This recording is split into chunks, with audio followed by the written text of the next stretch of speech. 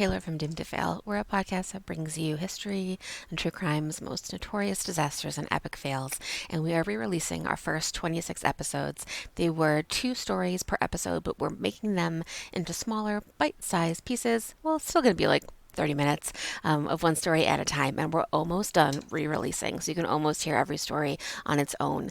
Today, let's do episode 23, part 1, the story of Mary and Percy Shelley. You know Mary Shelley because she wrote Frankenstein, and fun fact that we learned later is she wrote it during the year without a summer, which is after the eruption of a volcano in 1815, I think, and then 1816, it was really, really gloomy in Geneva, and that's when she started writing her scary stories with her husband and Lord Byron and some friends. So, fun, spooky story. Percy Shelley died very, very young, and Mary Shelley would travel all over Europe, writing and kind of fighting with her family and all sorts of things. So a super interesting life. Super glad that we have her work still passed down to us. If you have any questions or anything, feel free to reach out to us at doomtofailpod@gmail.com and doomtofailpod on all the socials. In the matter of the people of the state of California versus Orenthal James Simpson, case number BA096. And so, my fellow Americans, ask not what your country can do for you. Ask what you can do for your country. After this, there was the kids' baseball game or softball game that she... T-ball, yep, the last T-ball game of the season. And then she has a piano recital to get to, and then a lot of wine to hopefully drink later tonight when the kids are asleep. 100%. Yeah, that's It's a also lot. it's my birthday weekend. Do you know my birthday's on Monday? No, Facebook didn't tell me. Exciting. I'll tell you like on the day. Okay, that's not helpful. I know. What do you have planned besides all this stuff that you're doing with the kids? I know, exactly. I was gonna ask if I could take a nap tomorrow, like most of the day. Solid present. Solid Yeah. gift that you're giving yourself. Love it. Yeah. I was trying to game plan out our Halloween activities because we got to start thinking about this like now. And I was gonna message you and Jay and ask if there's any interest in going to Halloween Horror Nights in Orlando this year. I just made a Florida face. I know, but the one in Orlando is so much better than the one in LA. I know. I'll think about it. Yeah, I'll message Jay about it too. I mean, it sounds fun. It sounds fun, but it's like part of me is like, ugh, they got a wedding like the next month, like where they really gonna want to like travel, on like one weekend that they don't have to.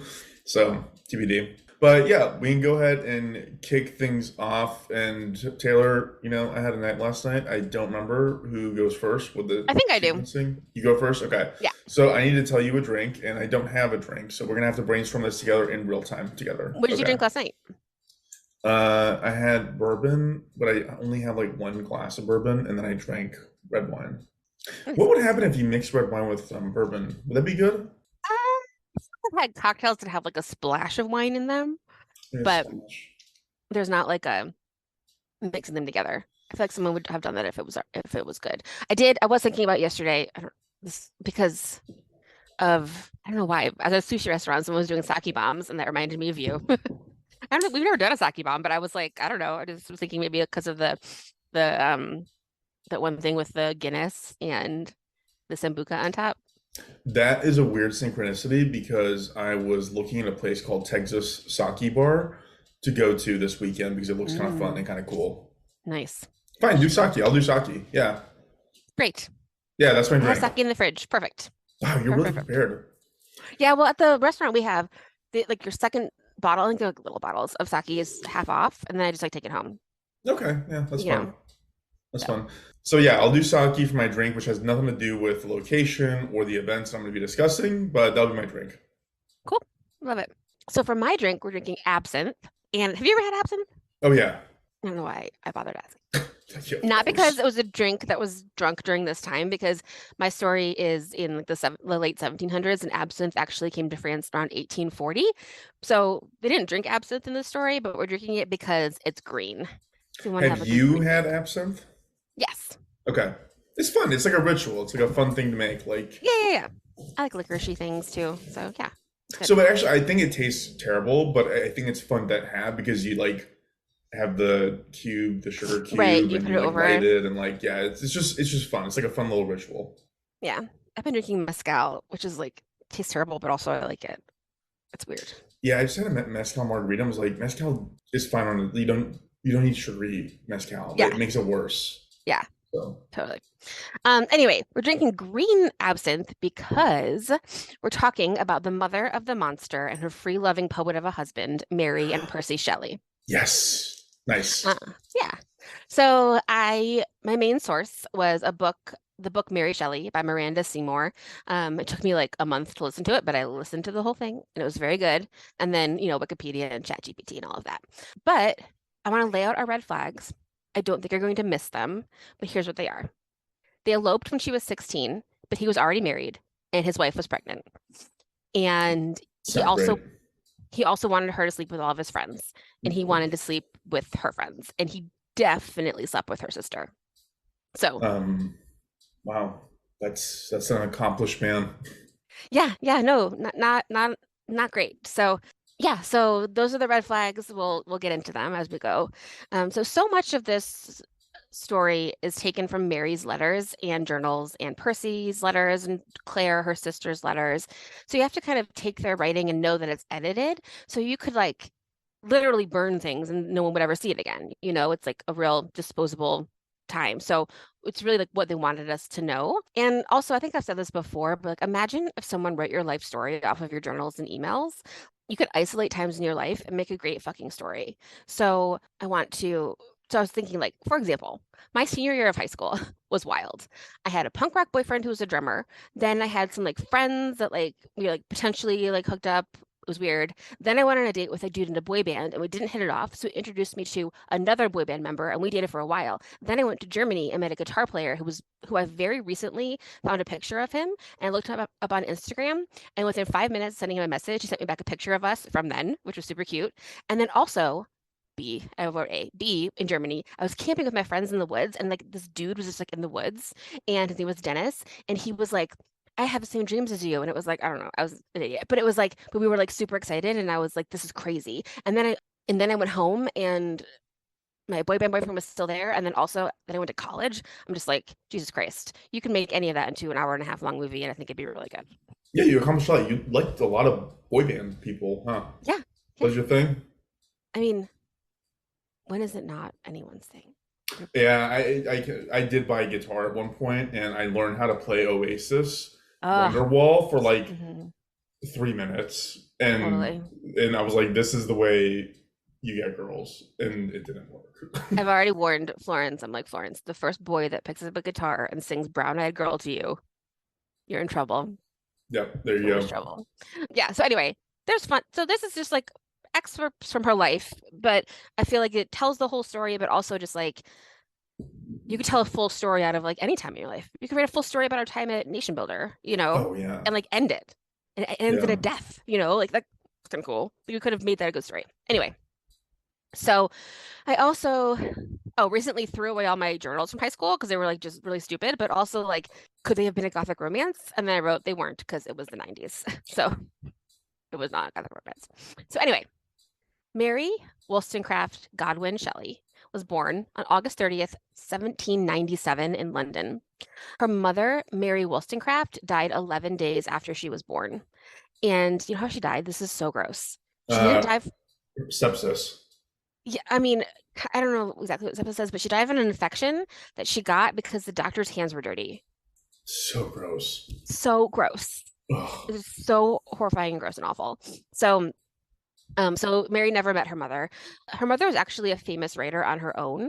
So her mother, Mary Wollstonecraft, was considered one of the founding voices of modern feminism. She wrote about women's education, marriage, and status. She wanted more of like a free love situation. So do whatever you want, which was a lot for the 1700s. She also was, she had a baby out of wedlock. She was kind of like, just doing whatever she wanted to do. And also just to put in like time frames, this is the late 1700s, so we're in like Catherine the Great time, Mutiny on the Bounty time. Oscar Wilde kind of ends up in the story much later. He's the neighbor of Mary's and Percy's son. Oh, So cool. is like where we are in history. So some of the notable works of Mary's mother, Mary, she wrote A Vindication of the Rights of Women, which said that women should have the same rights as men, which we're still fighting that fight, and that was in 1792. And Taylor, is yeah, your version of feminism considered not okay anymore? what's my version of feminism? Remember when you told me how like you like to wear makeup and pretty dresses, and these other women were like, "You're not a good feminist because you should like shave your head and wear flannel or something." I forgot what it was, but it was like Yeah, you're it's like, "I exactly like that. it." They're being real bitchy. My version of feminism is do whatever the fuck you want and Is be able to have the opportunity. but is that considered okay still? I don't know. Okay, it's so hard to keep up with what is okay now. I know. I have no idea. Okay, Um, sorry to derail. yeah. No, good question. I'm not sure. But Mary Wollstonecraft continued to influence future generations of feminists. And this is what Mary Shelley was kind of like living up to. So you don't know your mother, but you have these books that she wrote that were published. You have her journals, you have her letters. So, like, who do you think your mother was, and how do you live up to that? So that's a big part of Mary Shelley's story. Her father was William Godwin. He was a little bit of a bumblebutt. So he was a philosopher, a novelist, a political theorist. He wrote books about political justice. He owned a bookstore in London, and he was literally always in debt.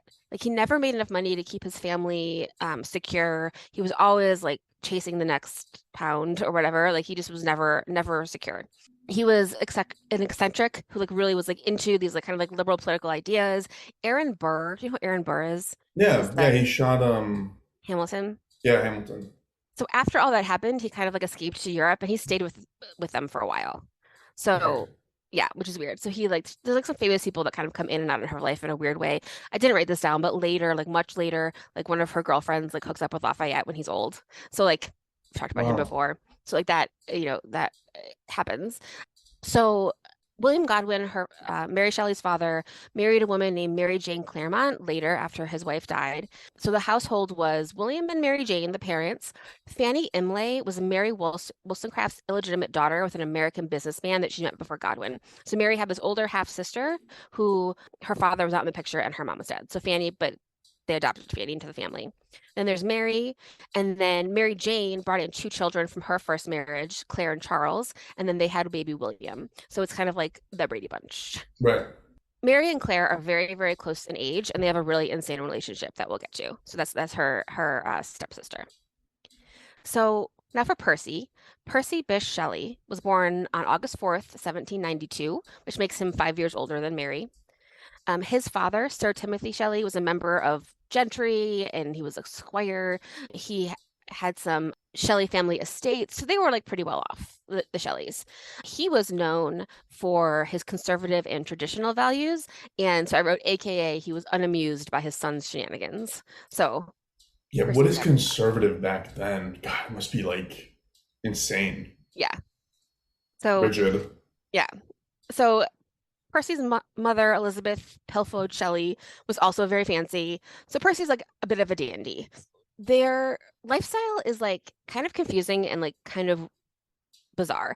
So they're in a constant state, like Percy and Mary's family are in a constant state of we're poor, like we don't have any money, but they're moving from like furnished house to furnished house. They're like living in like these like big houses in Italy and in Florence and in Paris and in London. So they keep like moving around, but they're never like homeless. And they also always have servants. So like she never cooked or cleaned. So it's like we're super poor, but could you imagine not having servants? Like okay. I mean, it kind of reminded me when I was in Ireland, and you have all these castles that are still owned by the same families that were like bequeathed them from like generations ago. But like, yeah, you have a castle, but you can't afford it, so you have to open it up to the public and have them pay an admission fee to like be able to Yeah. leave the lights on and turn the heat on. So like, I don't know, maybe it was one of those like house poor things. Yeah, totally.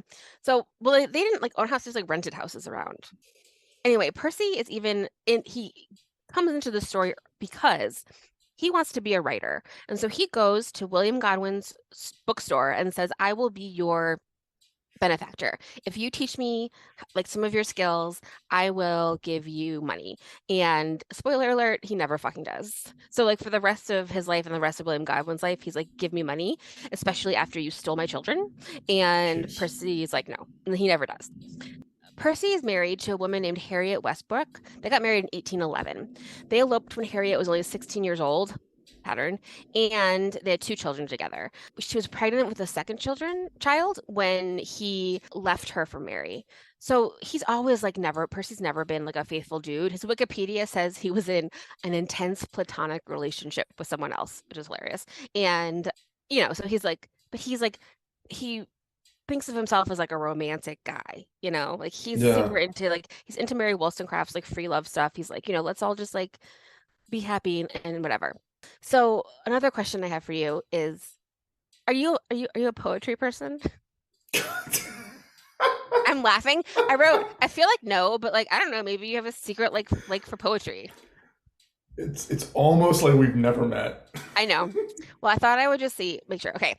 I'm gonna read you a little bit of Percy's poems so you can Cool. get an idea of what this dude is like. This is an excerpt from Ode to the West Wind.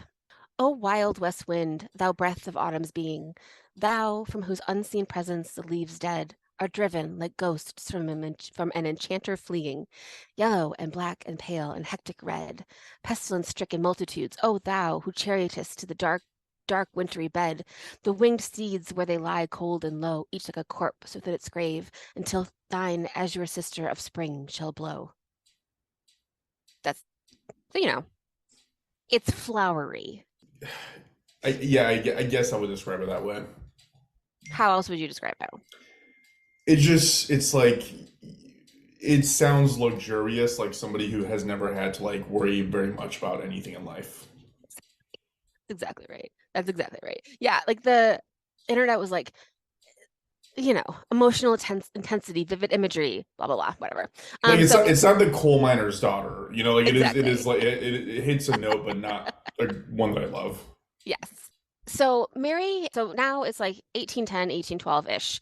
Percy is in the Godwin's shop. They met in 1814 when he came over there. So she probably didn't know that he had a pregnant wife. But even if she did know, from the poem and from this, I know exactly what kind of guy Percy was. I'm sure he was like, oh, my wife is the worst, and you're so pretty, and blah, blah, blah, writing her poems, blah, blah. Yeah, it So works. yeah, in 1814, they run away to France. They take Claire with them, which will always be a problem. Claire is the worst. I'm Team Mary 100%. So Claire's her stepsister. Yeah. So they're doing like weird rich poor. I read a while ago, I read a book where like there was in this time you would like bring a letter of introduction to a place. So I bring a letter that'd be like, oh, well, not me because I'm a woman, I couldn't get a lot of credit, but a man would like bring a letter and be, Fars is vouches for me. Here's a letter from Fars, and then someone would like credit me money when I went to a different place. So you have to like kind of like It's take a your credit like score. yeah, but like very manual. So that's what they're doing. They go to France. Mary's already pregnant. So she's 16. She's already pregnant. Percy's still married to Harriet, who's also pregnant. Just to say this now, Mary gets pregnant 5 times and 4 of the babies die young, which is awful. They have one son live to be about like 4 or 5, but then he died. And their 5th child, a son, is the only one who lived to adulthood. So they only had one child survive all the way, which is terrible. I mean, she doesn't sound like a great mom if all your kids are dying and there's no congenital defect. That's not her fault. All her kids are dying. It's the 1700s. Her mom died because the dirty doctor hands. Yeah, I guess that's true. No, Like that's not her fault. 75% is like a lot. It's a lot of kids to die. Yes, it's awful. It's higher than average. If But it's not her fault. 75% of the dogs I owned died like with like in 3 years, like you gotta stop giving me dogs. Well, yes, that's definitely fair. But it's also just like I think it's of the time. I think it's high. But she was like, oh, I don't know. It's just there's a lot of disease. I don't know. You're defending. It's fine. It's not her fault. She didn't kill her I know babies. you're defending her. Yeah, Too it's a much. terrible thing to happen. I'm not defending too much. She didn't kill her babies. Stop it. Okay. It's terrible. So Percy wants to have a commune, literally, and like he has her flirt with one of his friends, and he's like, you should hook up with that guy. He wants to have like a lot of lovers and like all live together. They live in Italy for a while. They climb Mount Vesuvius, which is hilarious because I've also climbed Mount Vesuvius and it's stupid. It's just like a trail around and there's like nothing and it's boring. Their son William, like he speaks Italian before anything else. Already, Percy and Claire are 100% sleeping with each other. They're like maybe already doing it, but as soon as Mary starts like getting pregnant, and she's definitely sleeping with Claire too. And Mary does not like Claire. She hates her. She does not want her around. She's like, how can we get rid of her? I'm just tired of her following us. And Percy's always like, oh no, let her stay. Of course. Yeah. Yeah, of course they're Um, doing it. yeah, she just like is a such a hanger on her. It's crazy. So in 1816, they travel to Geneva to meet with Lord Byron, who's another poet. Have you watched the show Ghosts? No, but Lord Byron's a pretty big name. Yeah, no, absolutely. Absolutely. So in the I've show not seen that Ghosts, show. Yeah. there's a British version and an American version, but I've watched the British one, but there's like a poet and he's always like, "Oh, Byron." But he's exactly this kind of guy. Like the ghost is like exactly this kind of poet. But let me read to you a little bit of a Lord Byron poem. Okay. This one's called She Walks in Beauty. She walks in beauty like the night of cloudless climes and starry skies, and all that's best of dark and bright meet in her aspect and her eyes, thus mellowed to that tender light which heaven to gaudy day denies. One shade the more, one ray the less, had half impaired the nameless grace which waves in every raven tress, or softly lightens over her face, where thoughts serenely sweet express how pure, how dear their dwelling place. God, they're so infatuated with women, but like, man, they really don't want them to have rights. Like, it's weird. They're Of course so they into don't. them. They just want to like have women around, but they don't like, why would you bother? Yeah, no, you're right. I mean, that was very pretty, but yeah. It's very pretty. So it's much longer. That was an excerpt of an excerpt, but very pretty, very romantic. So this is the big trip. This is the life-changing trip when they go to Geneva. One thing that happens is that Claire and Lord Byron hook up and she gets pregnant. So now Claire is pregnant from Lord Byron. I imagine it was a ploy by Percy to get them all to live together because he wanted to live with Lord Byron too. You're like, sure, like that's super romantic. They just like kind of like live in Geneva and could hang out, but they don't. They ended up like they never were really together. Lord Byron just got her pregnant. Their daughter Allegra was eventually taken by Byron, and he ended up putting the Allegra in foster care, even though Claire wanted her back. And Claire was really poor as she was a nanny around Europe, and Allegra died when she was 4 of malaria. And that was like Lord Byron could have just given her to her mom and to have taken care of her. So that Yeah. sucks. But so the other thing that happens on this trip to Geneva is that Mary starts writing a story, which is a super popular story. So it's a historical fact that it was a gloomy ass summer. Like there was no sun, it was like rainy, and everybody, they're all writers here, including Claire, who's like not very great. But Frankenstein didn't come out of nowhere. So there are many, many versions of it. She didn't just like write it in one day. She like came up with the story on this trip, but then she worked on it for a long time. So it's called officially Frankenstein or the Modern Prometheus. And you know how that joke is like Frankenstein is like the monster or whatever. I got it wrong, but you know what I mean. Frankenstein is No, the doctor. Frankenstein is a doctor. Yeah. Yes. So Frankenstein is the doctor. So the title is Frankenstein the Modern Prometheus. So Frankenstein the doctor is the modern Prometheus in which he's giving society a technology that society does not know how to handle. And that's like what we saw with the Curies too. Because Prometheus, he stole fire from the gods and brought it to humans because being like this can help you, but didn't see the unintended consequences of doing it. So giving humans fire gave them a choice to use it for good or evil. So that's what she had in her mind, like Dr. Frankenstein giving the world this ability to like reanimate, and do you use it for good or do you use it for evil? Is that the actual title? Yes, Wow, that's weird. I never knew that. I know. Cool. I know. So it's a wild time to be alive, like I've said. So there's a couple things happening also in the world. Like there's a thing called galvanism, which is using electricity to stimulate muscle contractions. So people were like electrocuting dead frogs and like showing them jump. That You had to know, be fun. That really yeah. had to be fun. Yeah, so like that was like a thing in the world. There's also a lot of like just like things happening in science and philosophy that are new. There's also the beginning of the Industrial Revolution. So this is where we like, really seeing like machines like becoming, so she knows that's happening. And also it's a really sad story. So there's also some like experiences of loss and grief in Frankenstein as well. So Frankenstein is published anonymously in 1818. She's only 20 years old when she publishes That's it. crazy. Yeah. So 200-year spoiler alert. Let me tell you what Frankenstein is about because it's not like the movies. And also, incidentally, she never got any money from any of the plays or acting out of that people did from the book, which is lame. Well, yeah, So because patent laws don't protect content that's yeah. that old. No, no, no. Even in her time, there was like Oh, it wasn't a thing. oh, wow, Um, okay. so it starts with a story of a man writing letters from the Arctic. So he's like a man is in the Arctic, and he is writing letters to his wife. He's on an expedition, and he sees in the distance like a sled with someone like a huge person on it, like going really fast.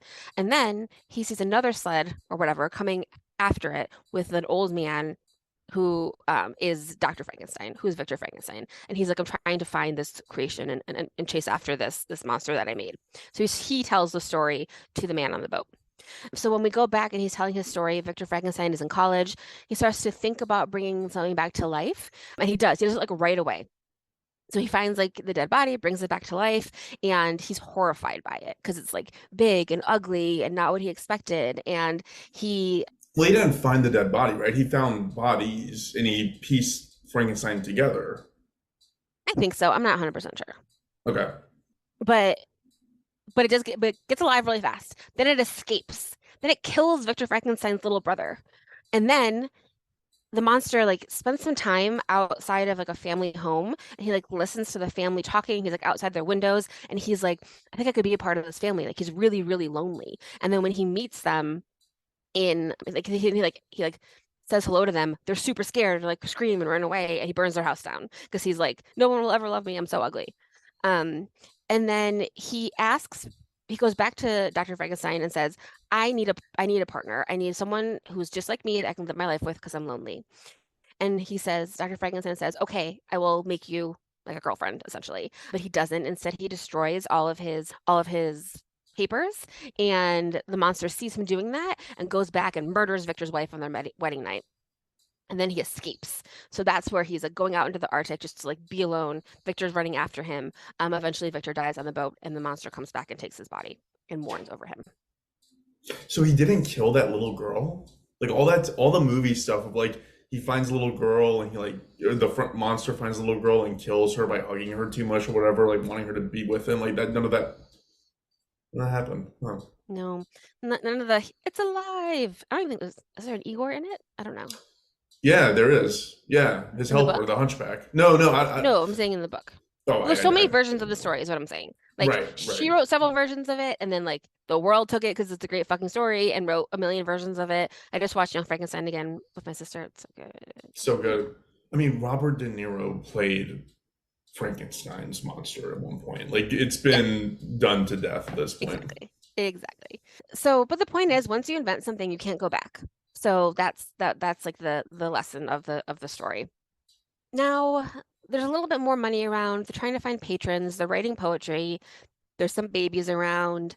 Lord Byron left. He never intended to stay. Mary's dad still wants money from Shelley. He's never going to give it to him. And then after a couple like random weird things happen, like after one of her babies dies, Percy tries to get another baby in Italy for them, which like isn't weird. Like during this time, like there were just like tons of Italian orphans you could like buy. It was like a totally normal thing there. That's cool. That bad And one. but they think that it was actually Percy's kid from like an affair. Yikes.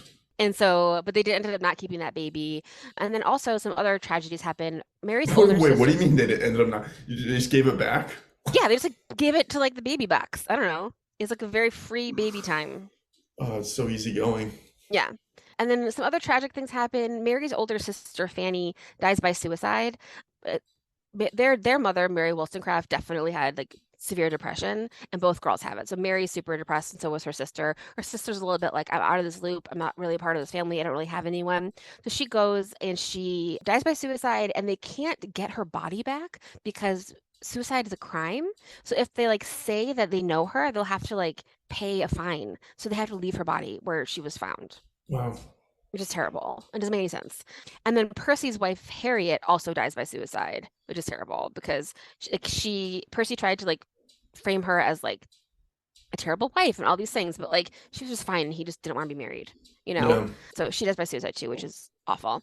So now they're going around Europe. Mary's still trying to get rid of Claire. Eventually, she gets her a nanny job and gets rid of her. Claire's trying to get her daughter back, but she doesn't get it back. So in this time, rich, poor, I can imagine Shelley being like, we don't have any money. I have to write poems, just like being the worst, seeing him like that. On July 1st, 1822, a few weeks after Mary had another miscarriage. So I think that they have their son Percy, and then she has like her final miscarriage. And Percy got in a boat that was his boat, and he meant to meet with Lord Byron and some other people to talk about a new publication called The Liberal. So they were going to make like a pamphlet or whatever. And on the way back, the boat was overmast. I think that means it had like the wrong, what is it called? Mast. Sails. Sails, the wrong sails, and the crew was inexperienced, and everyone drowned. So Percy died when he was 29. So him and Mary were only together for like 8 years. There was a delay in knowing if they were dead because of like the time period. They were like, well, did he get to his destination? And like no one knew, and they had to like find someone and like travel around, and finally they figured out that they hadn't made it. 10 days later, their bodies washed up on shore, and he was cremated on the beach. Mary and another, like a person who was like a friend of theirs, took Percy Shelley's heart out of his body and put it in a jar with like liquor to keep it. And then Mary eventually got it and like burned it. So she had the ashes of his heart, and she kept them with her until her death. She always had his heart with her. That's kind of romantic, but mostly grotesque. Mostly gross, mostly gross. So now Mary is a widow, and she's still doing the same thing. She's traveling around, but she's a great friend. There's a ton of stories of her like giving people money and like supporting young artists and all of these other things that she doesn't, she never accumulates her own wealth because she's always like kind of giving it away. She's writing up more books. She writes poetry. She writes some biographies of like different people to just to sell those. One thing that she does that I think is fun is she's friends with a trans man who was named Isabel Robinson.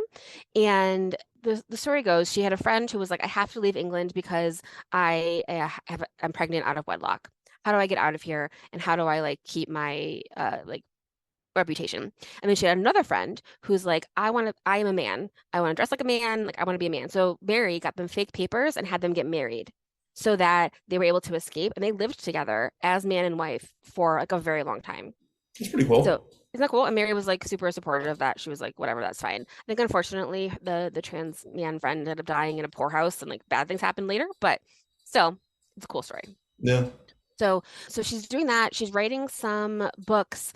She wrote more books that I've never read, and I really would like to.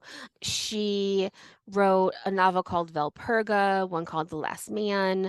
Her last one was called Faulkner. She also spent a lot of time editing Percy's papers and trying to figure out who was going to write a biography about him. So it was like a kind of a perpetual fight between like his family and her family, like who was going to actually be the one to like kind of capitalize off of his life and his poems. She published like an edited version of his poems. People hated it. Like they just like, which is weird because like how do you edit poems differently?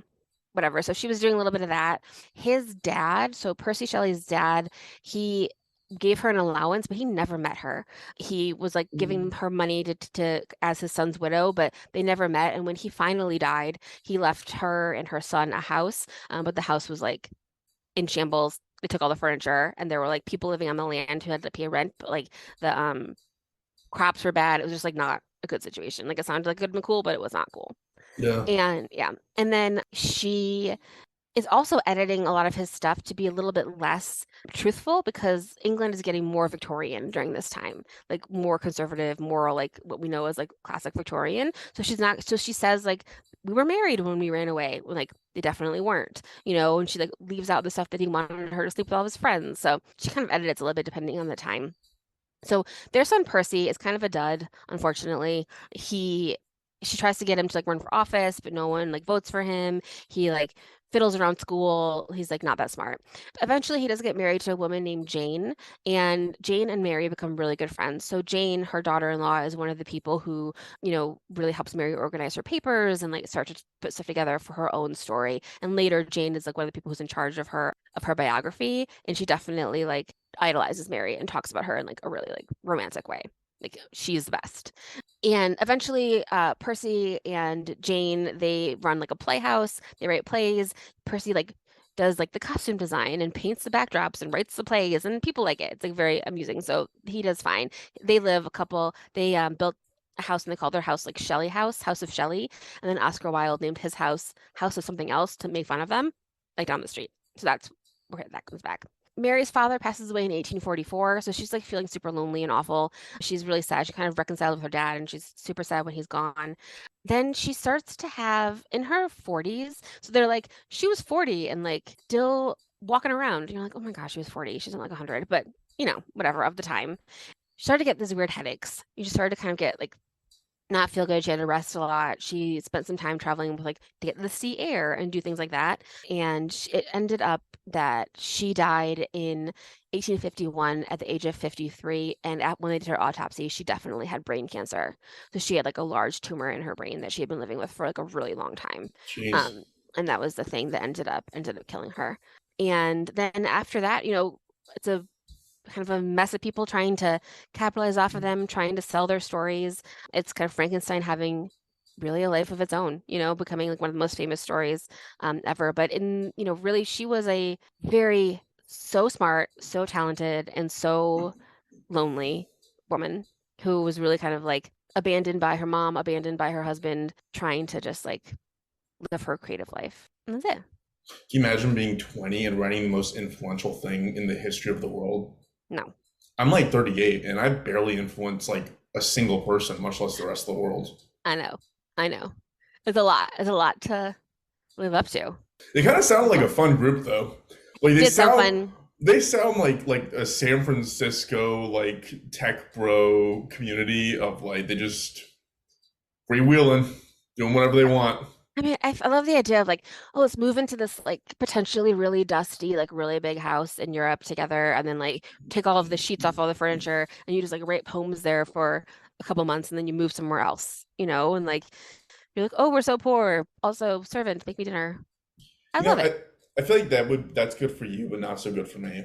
If someone was Yeah. like, far as you have to sit in a room and write poetry, I'd be like, fucking kill me. I'm not I'm doing not gonna that. write poetry, but I would like to sit in a room and read for like a month, you know?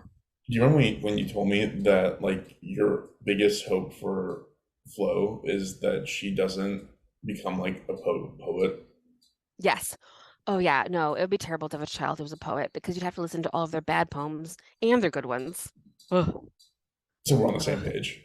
Yeah, no, that'd be terrible. Like imagine if, oh my God, like if like Miles was like, hold on, if I did like, hey mom, and on that cheek and over that brow, so soft, so calm, yet eloquent, the smiles that win, the tints that glow, but tell of days and goodness spent, a mind at peace with all below, a heart whose love is innocent. I'd be like, good job, that Like, rhymes. like you gotta Go watch something TV. yeah, go do something different. Like this is not worth your time. Here, learn how to code JavaScript. Yeah, I yeah. mean, not really. Yeah, so that's it. I think Percy really just like had these women following him around, and Yeah, it's not appropriately. hard when you like are a poet and you walk up to every woman and you're like, I need to paint you in words. Like it's just like you know what I mean?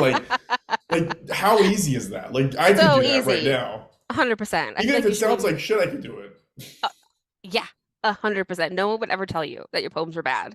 They would just be like, "Bars wrote a poem about me." He's so mysterious. He's like this dark, mysterious guy. Like it must be a cultural thing. It's like no, he just like knows how to manipulate you. That's exactly right. It's very, very, very manipulative. Okay, wait, hold on. Write a poem, a short poem, about a mysterious man named Faris. Oh my god. Ooh. Okay, ready? This is Yes. pretty long. Okay. Okay, this is way too long. This is way too long, ChatGPT. Okay, I'm gonna read a little bit of it. In shadows deep where secrets lie, there walks a man far as by and by. Mysterious he with eyes so keen, a veil of enigma his silent scene. In moonlight nights he treads the streets, his presence felt where darkness meets. Whispers follow his elusive trace, a figure cloaked in mystic grace. With every step he stirs intrigue, his words like riddles make minds fatigue. In cryptic language his tales unfold, a tapestry woven of stories untold. Who is Faris, his enigmatic soul, a wanderer, a sage beyond control, his wisdom deep, his past unknown, a man of secrets yet to be known. He dances with shadows through twilight's haze, a master of secrets and mysterious ways. With every glance, a glimpse of his heart, a puzzle unsolved, a puzzle to start. In whispered rumors his legend grows, an enigma wrapped in mystery's throes. Far is the man of the veiled unknown. Intrigue follows wherever he's thrown. So let us wonder, let us dream, in far is his world where mysteries gleam, for in his presence we find delight, in the riddles he weaves in the depths of night. Dude, that is awesome. Hey, can you hey, Slack me that? I'm gonna put part of that on my dating profile. Your resume. That was Yeah, real no good. kidding. That was awesome. And it totally encapsulates me as a person. I am mysterious, and my riddles, I do produce riddles of the mind. Oh my gosh, so funny. Well, now it's easy to write poetry.